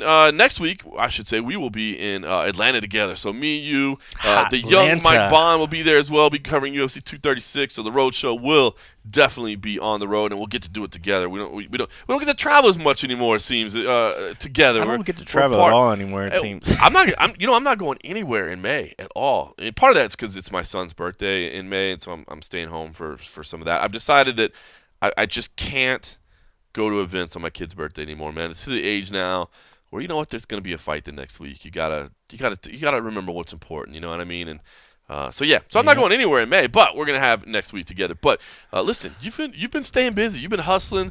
We've been rolling by the Performance Institute, and you, my friend, had a chance to do a sit-down interview with sit-down expose UFC title challenger Jessica Ai, celebrating your shared Ohio roots, I'm sure.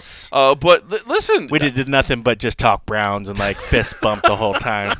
Hey man, Browns. I think about it. Listen. Hey, when we started doing this podcast, which by the way, I figured it out. I was actually thinking about it on the way over here. I don't think I said anything. Episode 208 would have meant 4 years, right? Because 52 weeks a year, and we've never missed a week. So 208 would have been 4 consecutive years of podcasts. So this is 4 years and 2 weeks of every single Thursday. But when I think about it, when we first started, I'll just throw it out there. I think you were nervous to even talk, and now you went from being I still don't like talking from a videographer to now you did the whole interview yourself. I mean, I saw you had research and notes, and you were and you handled the whole thing. Yeah. She was certainly definitely easy to talk to, and what helped and what was different about that one was like we did, instead of doing the interview first and then just go do B-roll or whatever, right, actually got her to do B-roll, and I actually shot all that as well. So that was like a whole another like hour and a half of like video and like chatting the whole way through. So by the time it got to the interview, we did the other shoot, went to lunch down in the PI or the UFC headquarters cafe. What'd you get? Salad. I did the chicken salad, Nice. I'm trying to be healthy, It's a good but it was like a it's huge a salad. It was a huge fucking salad. Yeah. I ended up taking the leftovers home. It was so big.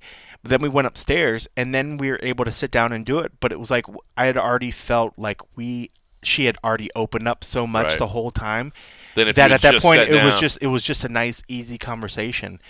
And I had a list of things I wanted to kind of go with. And actually, what was great about doing some of the stuff earlier and then going into lunch was that things came out that I had never even thought about that I would maybe bring up. And one of the ones that comes out was just even the talks of like pregnancy and the idea of if she ever thought about wanting to get pregnant, if that was even an idea. I mean, that's one of those things that, sometimes I don't want to bring it up with a friend because I don't want to just pigeonhole like, oh, you're a woman, I have to talk to you about pregnancy. Yeah. But if you open up and set it, you start bringing that up, like that enters your mind at one point, and you'll find it in this interview, like when it's what's different in her mind that I never ever thought about is once she started hitting a streak of like a losing streak, started thinking about, well, is this what I want to do? Maybe this is the time. I'm not getting any younger. Maybe the idea of having a kid and having the family starts coming to your head where most of the guys, they're not thinking any of that shit, So a lot of times I didn't even think about that, but I was like, oh shit, this is. I was very appreciative of her being honest and open about it, and I was like, well shit, since you mentioned that, I'd like to be able to ask you about that in the interview, if you're fine with it. She's like, yeah, no, that's great, whatever you need. And so the interview went a lot better because I think we had been at that point hanging out for like 2 hours or whatever, but never did I ever intend that it would go like 30 fucking minutes. Right. But she's a good talker, and I think having that Ohio connection. It was just like I felt like I was talking with a friend and like stuff. being back home. Like being back home. Well, listen, over the years, we've heard plenty of John Morgan interviews. Probably too many. Probably more than you wanted to hear. But how many cold coffee exclusives have you had? Maybe 4. 3. Just a couple. just a couple. Just a handful. And now you're getting one. Here is cold coffee and Jess Guy. All right, Jess, well, before all the good stuff that I know everybody's going to talk about, let's talk about the biggest change that's happening right now. And you've came out to Vegas. Let's talk a little bit about why Vegas. What brought you out here and what made the decision for you to make the move out here? One of the biggest decisions behind my move to Las Vegas was the UFC PI. You know, I had gotten a chance to go see like how the Cavs facility, how their pros, you know, got to use things, and like same with the Browns facility. I got to see how other NFL and NBA athletes were treated, and I knew that the PI was offering that, and I was like, you know what, it's time for me to go out there and utilize what, you know, this multi-million-dollar organization has to offer. And you know, I've spent the years working at Strong Style, so leaving there to go to a place where I could recover better, but utilize my skill set that they had taught me was, you know, it was a no-brainer. Vegas was the best place to go. And you touched on it there, and I was going to eventually get to it, but I guess let's just jump to it. The decision to leave Strong Style, what was it because you felt that you plateaued there, or is that you just wanted to try something different? What was the decision to leave Strong Style and come out here? There's a lot of decisions, and that's for my like for us to know. But there was a lot of decisions that went behind it. One is that, you know, I felt like I needed a change in life, also in my training system, but also just agreeing to disagree with what I felt my body needed best. You know, the 19, 20-year-old that showed up at Strong Style is not the 32-year-old that, you know, left that place too. So I felt like the change that I would need would be met here at the UFC PI, and I could just utilize all the things that Strong Style ever taught me, because I wouldn't be where I am if it wasn't for, you know, Marcus, Strong Style, you know, all the people that went there, Alex Cooper and those guys. But unfortunately, we couldn't come to an agreement about what I felt like I needed training-wise. Do you still talk to some of your I guess former teammates now? Like one of the people I wanted to ask your thoughts when I know you were very close with him was Stipe. You know, do you still stay in touch with him, and what do you hope is next for him? Because I know right now he's been calling, he wants the rematch, he wants DC again, he wants to get a shot at the belt yet. But what do you feel should be next for Stipe? You know, I think what should be next for Stipe is, you know, him focusing on his family and about the things that are important, and that just keeping up his hard training like he always has done, and always, you know, just focused on making himself better, and the opportunities are going to come for him, you know, and hopefully the DC fight happens again if that's what he wants, or whatever fight that it is that he wants happens next. But I do feel like some of our relationships when I left Strong Style got estranged, and you know, some of these people aren't talking to me anymore, and it's sad, right? Like they aren't calling me as much, they aren't communicating as much, and I mean, I guess it is what it is. You know, I always support them from a distance, you know, and I hope that when they see me get my hand raised on June 8th, that they're like, that's our girl, man. She was ride or die no matter what it is, and we're proud of her to go out and, you know, follow her dream, even though things seemed like they weren't going to go in the right direction, but she did it. Is that a little tougher? Because I feel like even just leaving friends and going to a new state is a tough emotional thing, but I think fighters, and let alone partners and teammates, you guys have been to what feels like war together. You guys have been to the grind. So is it a little tougher sometimes when maybe you don't have the communication? I mean, has that been something that's kind of hurt a little bit more in this moving process? It definitely has been really hard with the disconnect between them, because there's times that I miss Marcus. You know, he's my head coach and he was a father figure. He was a hero to me. And at times, you know, I really miss him, and I wish that he had seen that I was growing into somebody different, and instead of maybe being so hard on me, that he'd given me the chance to just, you know, be me more than what maybe he see that he wanted me to be. So yeah, it's been hard. You know, I do miss those guys. You know, I have them tattooed on my back. You know, it's been a huge adjustment, and I think because of the huge adjustment that they've allowed me to have thicker skin in this situation and just go out and be like, you know what, if I'm not with Strong Style, it's really hard to join another fight team. but the best place was to go to the PI where I could have the Jessica I fight team and I could utilize things on my own and all the things that they had taught me. So I hope that they look and, you know, Marcus, Stipe, and all of the guys there that we started out with, that they're just proud of me. And, you know, I hope one day when this is all said and done, we can all high five and share our belts together. That's awesome. That was going to be my next question was, you know, is the hopes in the future down the line that you guys will be able to mend whatever fences that maybe were roughed up a little bit, but you hope that is the end goal at some point in time. I hope long term that, you know, I can go back to Ohio and give those guys hugs and be like, I hope that you recognize that you were a big reflection on my life for so many years and I wouldn't have made it without you. And I again, sometimes adults can't agree to disagree at the time, but then they can, you know, finally find terms later on down the road and realize what's important. And we touched on a little bit when you guys were interacting inside the cage, when I got to see you doing some working out, and I wanted to ask you, because when you first talked about making the move out here, you said you were starting your new gym, you were starting a new gym. But being here at the PI is not a traditional gym, but for you, starting this new gym was bringing your brother, bringing your jiu-jitsu coach, but bringing these people with you and starting something new together. Yeah, I feel like I'm starting this new team and I'm allowing people to find confidence in themselves, but by them finding confidence in themselves, I find confidence in myself, right? Because they're believing in me. And again, it's scary, right? Moving across from East Coast to West Coast or Midwest to West Coast, like it's a lot, like there's a lot of uncertainty. And I was really awesome that I was able to convince, you know, and it didn't take too much convincing, but was able to get them to see the light at the end of the tunnel for them, but also, you know, what we both could bring to the table with each other. So for once, you know, I always focused on what was better for the team and not necessarily just for me, that these guys have allowed me to focus on me, but at the same time, after focusing on me, they find time for themselves and they succeed just as much. And I feel like that's true team, right? True team is about reflecting to each other at different times, right? And sometimes it's your turn and sometimes it's the other person's turn, but never letting anybody feel like they're left out. So my team is a team based upon me right now, and then when I'm done, it's their turn, you know, and it might be in a completely different fashion, you know, facet. Like it might be, you know, Darren's jiu-jitsu world champ. It might be Mary, my massage therapist's new endeavor on a new technique to make massage better, right? Like I want to be able to support them the way that they are supporting me through the fight stuff.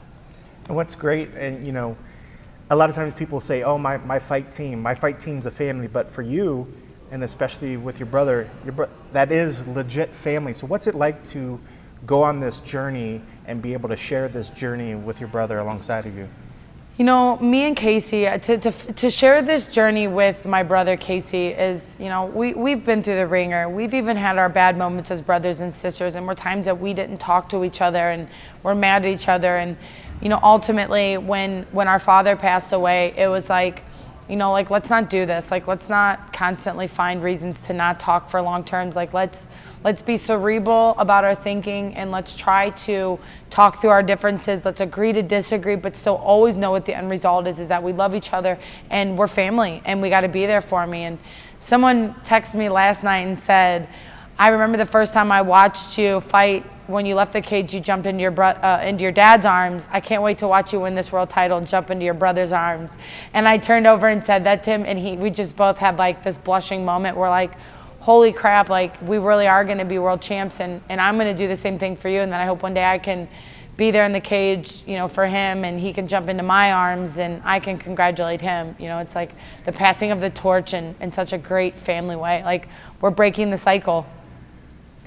And one of the things we touched upon earlier was being here at the PI, outside of your own fight team, you have access to a lot of fighters that come into this gym. But you had an interesting take on the prospects of whether you would work with another athlete or not. And can you talk a little bit about what your thoughts on maybe having access and training with some of these other fighters that would be here at the PI? Yeah, you know, it's very challenging for me to train with other females that I know I'm going to fight. Once we fight, all bets are off. We could totally be friends. But that's just how I'm able to, I don't know, almost find a way to prioritize the true objection, and that is to get, the win. And I can't be your friend if I want to beat you up, right? Like, we can totally be friends afterwards. So I've been very fortunate that, we're in the mecca of fighting, and Jessie just does a lot of her training here, and she's moved up to bantamweight. We fought, we had a great fight, and I feel like a lot of stuff was going on in my life going into that fight. I had left strong style before the Singapore fight, and nobody knew about that, and it's a really big thing going into that fight. So I feel like now me and Jessie are becoming cool, and I feel like we've both been through some very similar things that I feel like we're both going to resonate really well with each other's training partners. And I'm really excited just for our first training day. Like, we've been talking a lot and going back and forth, and I know she's got a fight coming up and I have my fight coming up. Like, we're both been like texting each other like, teamwork makes the dream work, baby. Like, let's go, Team Jess all the way.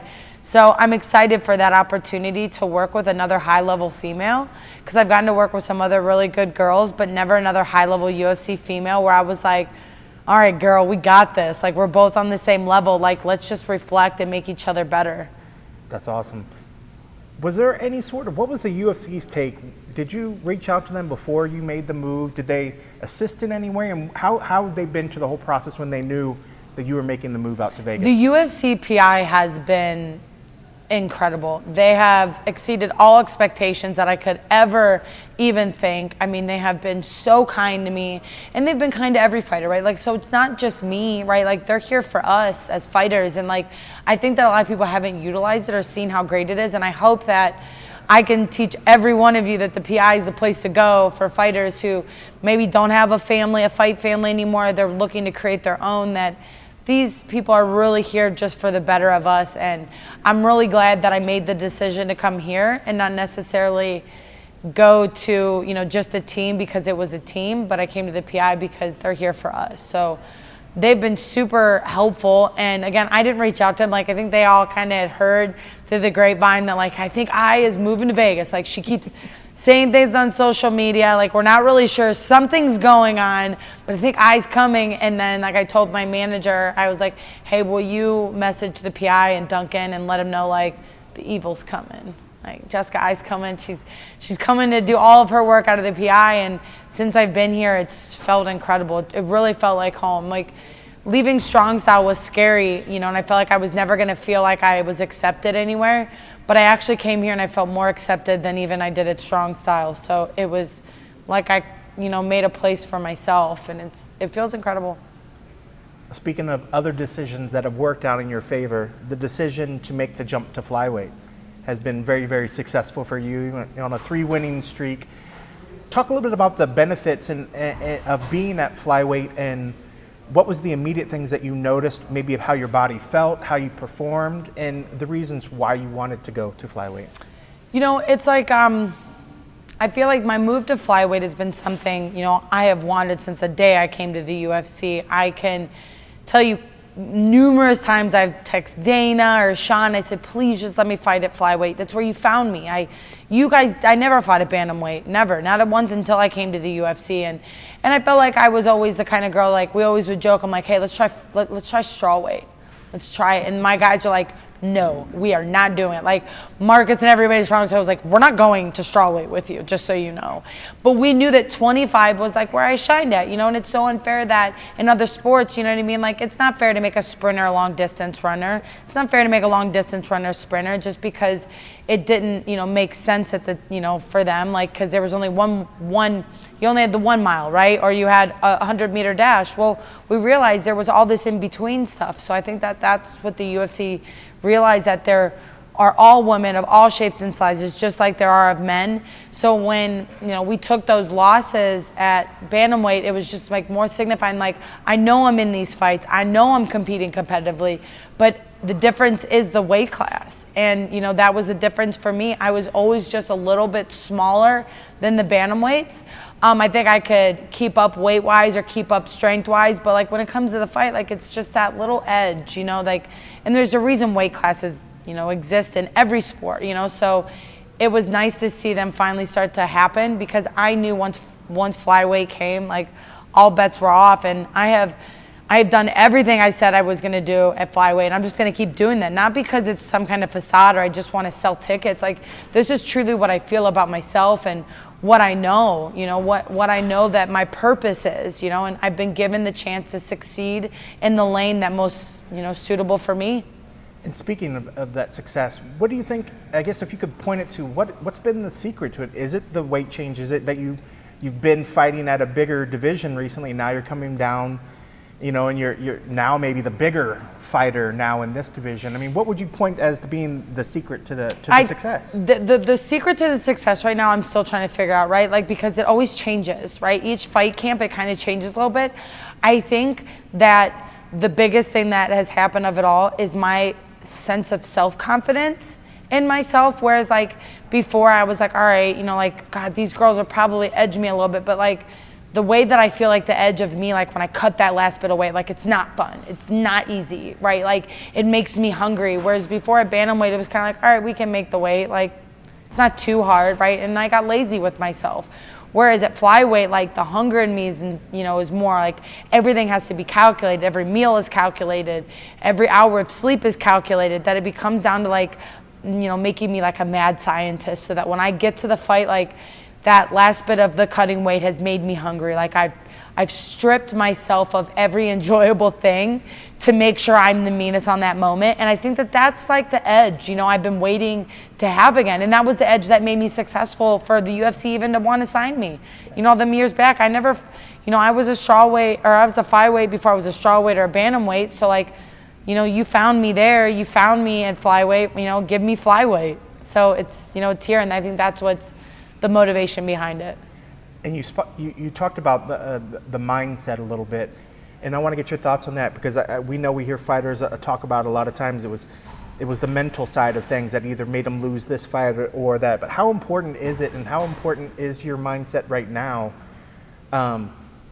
attributed to your success? I mean, like, has there been a switch in the mindset, the way that you're approaching the fighting lately, that's maybe crediting to why you're doing so well? I think my mindset has really changed. I think that's growth as a woman, right? Or as an adult, right? Like I'm not the same, 18, 19-year-old girl that found this sport, and I'm not the same girl I was at 23, 25, 27. I think that mental maturity came, right? Just through age. But also, just going through some really dark moments. Like most people come to the UFC and life kind of happens in a great way. Like for me, first fight overturned for marijuana. Second fight, I lose a close decision. Third fight, I bust an ear off. I'm going to do something great. Then 4 losses straight. It was like, whoa, like so many things were happening in my life. My father was sick with stage 4 brain cancer. We had a troubled relationship. I'd been in a troubled relationship with a man, and I feel like all of those things, like I was just like, oh, it's whatever, it's just gonna make me tougher in the fight. But really when it came to fight day, I was exhausted. Fight week, I was just like away from all of the bad stuff, and it wasn't even all bad, but it was all mental stuff. Like I have been bad in the past of being too hard on myself emotionally and taking on way too many things. And I think that that's like, one of the biggest things about me coming out to Vegas has been a little bit more like just focus on me. And it's just by nature, I want to help and give so much that now I'm away from all of that stuff. My father passed away. Some of the bad skeletons from our family have gone away. We've dealt with them. I'm not in a bad relationship with a man anymore. And, I'm now forced to leave. I wasn't forced, but I left the team that I had been with all those years and forced into a new setting that now it's like I'm finding a much more mature Jessica, and I'm finding just a better relationship with myself, if that makes sense. Like I'm now making a better connection with me, and emotionally, mentally, and physically, that like it's hard to take me out of my element, because I know that usually ends up in me feeling bad about myself, losing a fight or whatever it is. So just found better connection with myself and let a lot of the past be the past, let the future be its exciting self. Yeah, and speaking of the past, and I have to ask because you bring it up, and I've lost my father in the past as well, but I know also a lot of what I do in my life, I hope to make him proud, even though he's not here. Do you have that same sort of issues in your mind? it seems like your relationship with your father and your past helps drive you forward as well. Do a lot of the things you do, is it to make your father proud? Do you feel? Me and my father had such an interesting relationship, and I think sometimes I struggle with the way that I tell it, because there's times I'm mad at him for the way he treated me, and then there's times I'm so proud that I was his daughter, because there was a lot of things that he struggled with in life that he didn't know how to. And you almost forget, like, your parents are still people, right? Like, they still have feelings, but when you're a kid, you just look at your parent like you're supposed to be perfect and you're supposed to treat me perfect. And the older I got, the more that I realized, like, my dad was 27 years old when he had his first child, my brother, and then there was me, and like, there's like, think of it back then, like, I'm 32 years old. I don't even have kids right now. Like, to even think about that, like, there's a sense of patience you need. There's a sense of stability you need. So, with him, like, we had such a troubled relationship through my teenage years and then even through my adult years, but he was my biggest inspiration. I adored him. And as well as me finding Marcus at Strong Style, I adored that strong man quality in them. But then at times, like, I would cower to it and it would make me feel less of myself. But that was something that I've needed to learn to deal with myself, and I've learned how to, that, like, now I just look at it as like, hey, I want to make you proud, right? Like, I want to make, Marcus proud. I want to make my dad proud. Like, I want to show you guys, like, as much as I have been a bullhead and super strong, like, and maybe you thought I wasn't listening, but in all reality, I was really listening. Maybe just the way that I listened wasn't normal for them. So again, it's like, all that I can do now is hope that my dad looks down at me from above, and my old teammates, watch me, on the TV and just say, look, like, we're proud of her. We always knew that that's what the end result was. Love it. And you mentioned it there, and so I'll follow it there, but you talked about you didn't have kids. You mentioned your age, but right now you're on the edge of what could be the biggest career moment for you right now, but there is that point where you did think about kids a little bit. Can you talk about where that fits in your timeline of things? I know in your mind, you want to get that belt. You want to defend it for years and years, but that idea of parenting does come up from time to time. What are your thoughts on that when it comes to where you're at in your career right now? I remember being a young girl, like, in my 20s, and be like, I never wanted kids. I was the first person to be like, I don't even think I can have kids. Like, I don't want kids. Like, I don't want that. Like, that's just not the life for me. Like, it was just, that's not for me. And I think it was when I took some of those losses straight, I was like, am I doing the wrong life? Like, am I supposed to be like your stereotypical chick, be a stay-at-home mom? Like, have I met a guy that I would want to have a child with? Because I don't want to get divorced, right? Like, I want to have a baby with that guy, and I want us to be married, and I want us to do the whole fucking white picket fence thing, right? Like, I want that, right? Like, I didn't have that, so I want that. Doesn't mean it's going to be perfect along the way, but when I was taking those losses, I'm like, man, should I be focusing on other things, right? Like, maybe dating, because dating is the last thing I focus on right now. My career, my nutrition, my dog is like my number one priority. And even my boys that are here with me, like, my friends were, those are more important to me. So when I started taking those losses, like, that was something I thought about, right? Like, I remember after the Betchko Hea fight, I'm like, man, like, I can't keep doing this. Like, I can't keep losing. Like, I wanna have a family. I wanna have a kid. Like, but then, like, as soon as I would say those things, as soon as they came out of my mouth, like, I wanted to be like, take it back. Like, you want kids, but you're not done. You know what I mean? Like, this isn't the time. Like, this isn't it. Like, this is not how things are supposed to go for you. So, I just continued to truck away, right? They got the announcement for the flyweight division, and I was like, all bets are off. I knew it. I knew that I didn't walk away. I knew that I didn't, like, almost fall victim to, like, insecure thoughts of what I thought I was supposed to be doing over what I knew I was supposed to be doing. So, here we are, 3 fights deep into the biggest career change that, most people don't get the chance to save their career the way that I did or be given a second chance. And I'm fortunate enough, I'm given a second chance to reinvent my career, and it's going the way that I said that it was going to go because I'm taking charge. but the end result is, one day fighting will be done, and as long as I leave the legacy that I know I'm supposed to leave, I'll be able to take the next step and marry, a great man, and he'll get to marry a great woman, and I'll have me some little pipsqueaks, and maybe I'll have my own little fighter one day, fighter girl or fighter boy. So yeah, I think now the older I've gotten, I want it, but it's just not, it's not what I want right now, so I'll do everything I can to avoid it. So right now, winning the world title will be my baby, and it'll be my most prized possession, so that until I am able to take the next step in my life, that will be my next prized possession, which will be a child. Well, speaking of this opportunity to fight for the world title, how did you find out about it? Set up the scene. Where were you at? What were you doing at the time? So we went out there, we won the Caitlin fight. We knew, all right, wait a minute, this is going to be the moment, right? We're 3 wins deep in the division. Valentina fought that night. They had to be setting this up, right? So we're still number 8. We fought the number 2 girl, one of the best girls even in the division, because Caitlin is, incredibly tough fighter, right? Game Plan won that fight more than anything because she's just as tough as me in that way. So we win the fight, we get home, we're still kind of oh my God, it really is happening, right? We're really gonna end up fighting, we're gonna be everything we said that we were.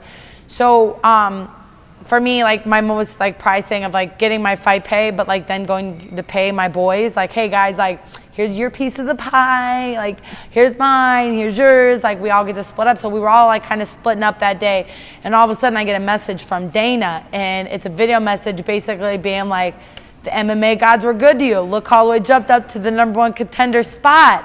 And I'm oh my God, guys, do you know what this means? This means we're the #1 contender. This means that we're going to get a title shot. There's no way they can look past me at this point. Well, Dana's hey, I'm ready when you are. I'm out for another 4 weeks. I knocked my teeth loose. One of the things I keep saying about all my interviews, I don't know what keeps happening in the fight, but I just constantly keep biting through my own lip. I think it's trying to hit them as hard as I can. So I'm biting down my mouthpiece, but all reality, I'm biting my lip off. So I had actually bit through my lip and had 7 stitches, but also knocked my teeth loose from biting down so hard. So I was out for 4 weeks post-fight, and they were listen, no contact. Your teeth are loose. Unless you want severe infection or actually have no teeth, no contact. That means nothing. Don't let those teeth jitter. It was even to the point where I couldn't eat afterwards, which is me. I'm dang it, I can't eat all the fun foods, right? I didn't get to eat anything bad for the first week, and if I did, I was shoving it into the side of my cheek to get it back there. So we had actually been offered the fight to fight in February against Valentina, and I was I can't take the fight. I can't fight the fight right now. I need a couple more weeks. My mouth is not healed. What do we do? Say yes to the fight and then get halfway through the camp and then might get a mouth infection? And look, I think people think that I'm just trying to get out of it, but I've lost a lot of teeth over the past couple of years, and I know other fighters can say the same thing. We're getting punched in the mouth. Our teeth are getting cracked. Infections are getting in there, and right, I can't fight if I have a tooth infection. I can't do anything if I have loose teeth. I literally think I put out a post one day, and I was you want to see I'm missing 4 already. You know what I mean? Ideally, I'd like to get some nice teeth in there. I've been avoiding it on purpose. So we got offered it for the February time, and I'm oh man, am I gonna miss this chance? I went back and forth with Mick, and Mick was we'll look for somebody else, and I'm please don't, please, I'm not trying to miss this opportunity, right? I want to do this. You guys know I'm working with your medical team, and they're the ones who said I'm off for 4 weeks, right? I'm medically suspended. Please don't overlook me, right? I'll be ready as soon as I'm still working out, right? I'm still doing some stuff, but I can't get hit. And how can you ask me to take a fight when I can't even do the #1 skill that it is to make the job done? So they pushed it back. And it got pushed back to getting bloody in the Midwest, which I am pumped about, right? And Valentina should be excited too, right?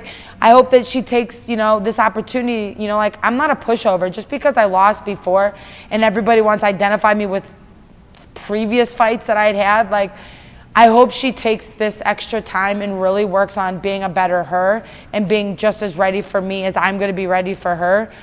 Because this is a real chance at two tough chicks really fighting each other. This is the cream of the crop right now. And, if she doesn't take this extra time to make herself better, she'll be surprise fight night because I'm taking all this extra time to make sure I am the best me, but also to make sure that I'm healthy enough to make it through the whole camp. Because had I taken the fight before, she would have been in another position where she had been with Nico and the other girls to when we get up to the fight and then I have to pull out because there was an injury that was forcing me to take the fight. I'll make the weight. My teeth are ready. You know what I mean? My body's ready. My mind's ready. So, this is where we get a true chance to lead up to some really awesome stuff, not just to take the fight because, other people feel that it's supposed to be that way. Like we're fighters. We got to make sure our body's right first before we go in there and fight. And this is sort of a two-part question that goes off of that. That jump from, you said number 8 up to number 1. Did you think you would maybe have to take another fight? When you saw that number for your name, in your mind, did you think that more than likely that you were probably going to have to take another fight to get that spot? Yeah, I knew that when I had jumped up all of those spots, I knew that I had signified myself. I knew that I had to take the Caitlin fight because I originally asked for the title fight back after we came home from Singapore. And Dana was like, nah, I need you to do a little bit more. And I said, fine, I'll do another one. Okay, that's fine. If that's what you want, I'll do that. But I'm going to win it. So when I win it then, am I going to get what I want? So I knew going into that, especially the way that the UFC does stuff, like we were both on the same card, right? Like I just knew what was ultimately coming. I just had to make sure I went and put, the dot on the I and get the win in that way. That I felt like that was it. I felt like that was it. Gotcha. And I know I said it was going to be 2-part, but I never got to the second part. But the second part would have been, so did you watch that fight between her and Joanna? And what did you think about that fight? And were there things that you were able to glean from that performance that you could use in your fight? I did not watch the Valentina and Johanna fight that night. It was, once I won, all focus gets turned off of me winning and it gets turned on to like my corner, my team, my friends, everybody drove up to Toronto, right? Like at that point, like I don't even like to usually watch the rest of the fights. And I had actually asked if I could go out there and watch the fights. And once they told me no, I wasn't allowed to go out there, I was like, all right, I'm leaving the venue then. Like there's no reason for me to be. If you're not gonna let me sit there and watch it live, I'm not watching it on TV because I would much rather go sit and be with the people that I care about and that have literally made sure that this moment happened. Like it's time for me to stop focusing on me and focus on them. But I do know that the people that were supposed to watch it, my corners, my coaches, the people that were going to help me, they watched it and they picked up what I needed, and I'll go watch closer to the fight, but I need to focus on me, right? Like, and again, nothing against Johanna by any means, but that's not a true flyweight fight, I don't feel like that was something I should gauge Valentina off of. I feel like I should gauge her against, some of the other flyweights that she's fought. Well, gauging Valentina, let's talk about, where's she dangerous? What are you expecting? Are you expecting that it's going to be a striking battle, staying on the feet where you're going to need to use her boxing versus maybe her kickboxing? Where do you see the dangers of her coming into this fight? I think that we all know that Valentina is an incredible Muay Thai specialist, right? We know what she loves to kick. We know that she loves spinning techniques, right? Like we've seen her, grind people up against cages, right? Like we've seen her on the ground and we've seen her finish someone on the ground. So I think she's very, very versatile in that way, right? Like I think that she brings a lot of years of experience to it. I think that the difference between me and her is I have taken my weaknesses and made them my strengths, whereas she just takes her strengths and tries to make them stronger and doesn't take what she's not good at and make it better. And I think that was, I remember when that happened to me in my career, whenever I found out my weaknesses were truly being pulled out, right? So my job and my corner's job will make sure that we capitalize on all of my weaknesses, make them my strengths so that we balance it out, but we take her weaknesses and we really capitalize on that. And I think one of her biggest weaknesses is her ability to adjust to the fighter that she's fighting and do something different. So again, I think being versatile and being a true martial artist wins this flyweight title and keeps me champion for a really long time. Learning how to plug and play each aspect of martial arts. If it's boxing, if it's striking, if it's kicking, if it's elbows, if it's Brazilian Jiu-Jitsu, if it's catch wrestling, regular wrestling.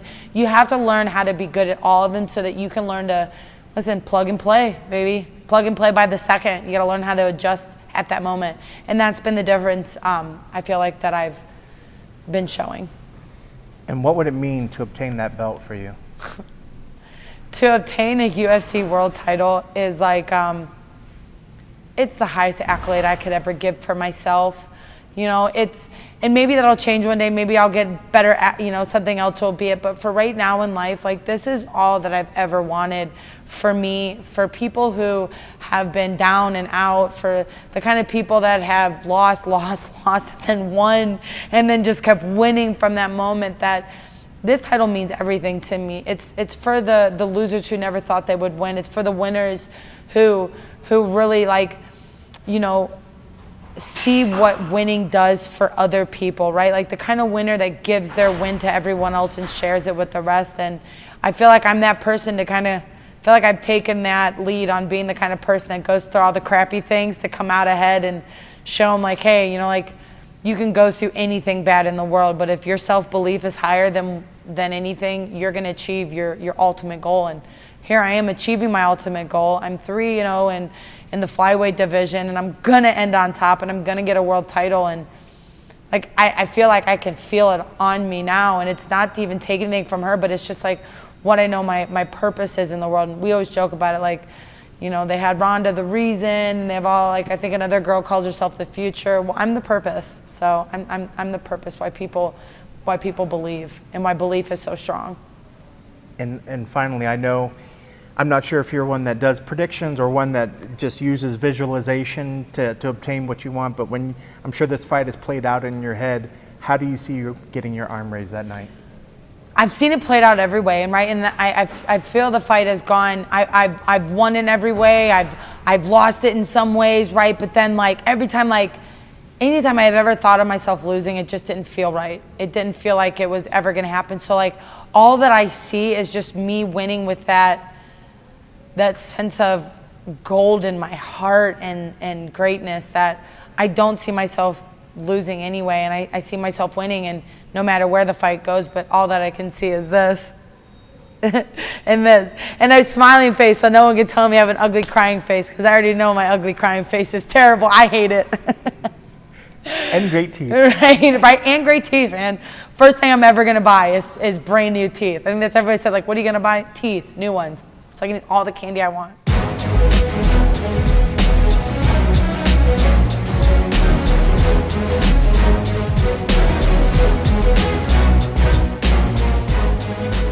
Welcome back to the MMA Roadshow. Cold coffee, putting in the work there. Honestly, are you still there? Did you make it through the full interview?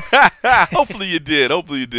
I like seeing you do that, and hopefully we'll get a chance to do more of that stuff. The folks at the PI are starting to get really good about communicating who's in town, and so we're starting to take advantage of it a little bit more. Because it's not just scoping out on social media and waiting to see somebody's here and then trying to set something up. They're telling us. Happen to be there. See, like yesterday, I saw Uriah Hall there when I was setting up for the Marlon. I was like, oh, Uriah's here. I was like, I wonder what he's going, he's got going on. But that's how it always is. It's like usually we just stumble upon somebody there, and we're like, oh, what's so and so doing here? So true. Now they're actually trying to communicate it and use it a little bit more. So it's very helpful. It's very cool. I'll tell you what.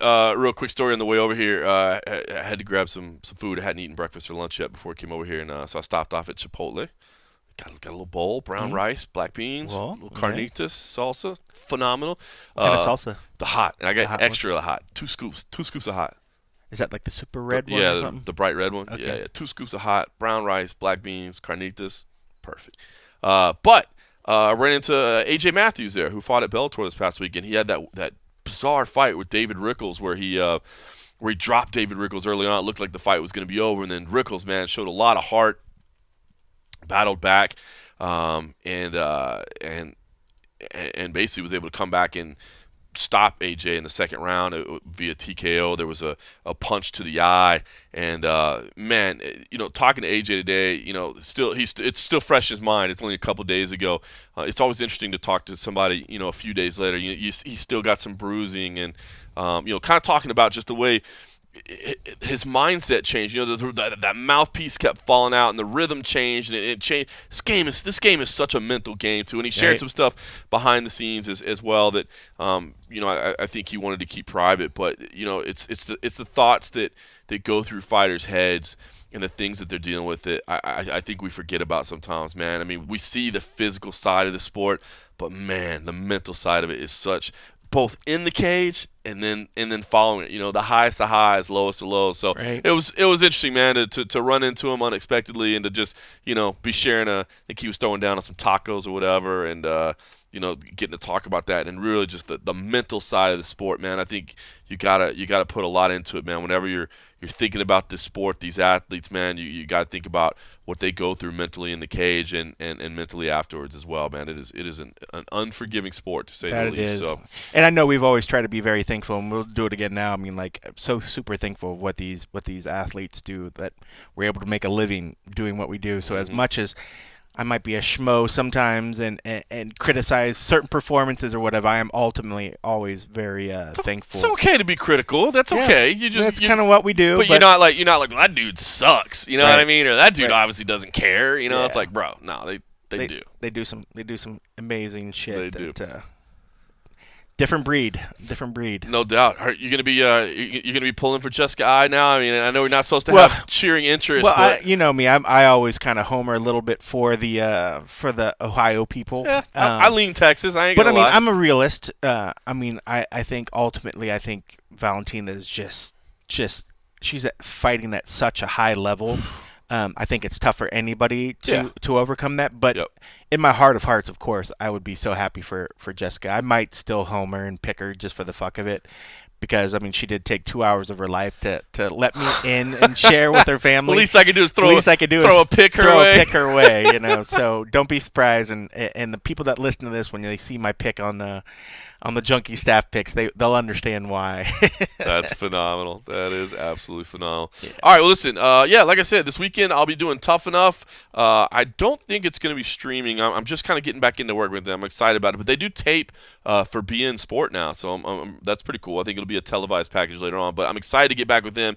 Tough Enough, absolutely the premier destination for amateur martial arts, man. They do a great job of developing, and they do great shows. So if you happen to be in the neighborhood, definitely come and check it out. It'll be at the Orleans, and of course, then next month, my CFFC debut along with CM Punk. That'll be on UFC Fight Pass. So I'm anxious for that, man. I'm looking forward to it. So anyway, that's what's going on with us. Listen, I'm gonna go back to being on vacation for a few more days. I got a couple more days off until I got to get back to the website on Sunday, and then of course, like I said, me and Cole Coffey will be in Atlanta for UFC 236. So we'll bring you full coverage from there. Mm-hmm. We'll try to knock out a little and a half episode. I made sure and booked us a flight.